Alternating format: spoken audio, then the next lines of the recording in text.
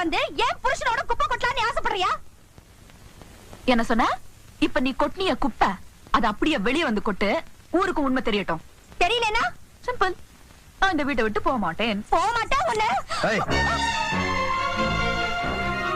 உன்னோட ஆத்திரத்துக்கும் கோபத்துக்கும் ஒருத்தரோட வாழ்க்கை தான் கிடைச்சதா?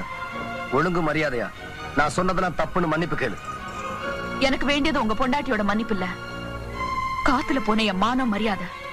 எந்த ஊர்க்காரங்க முன்னாலே நான் அவதூறா பேசினாங்களோ அதே ஊர்க்காரங்க முன்னால என் புருஷனுக்கும் எதிர்த்த வீட்டுக்காரிக்கும் எந்த விதமான சம்பந்தமும் இல்ல, நான் சொன்னதெல்லாம் பொய்ன்னு பெத்த புள்ள மேல சத்தியம் பண்ணி சொல்லணும்.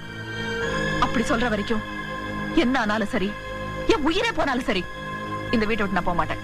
குட்டி, உங்க அம்மாவை கூட்டிட்டு தெருவுக்கு போ. வாங்க மம்மி போலாம். விடுறே சனியனே, செருப்பால அடிப்பேன்.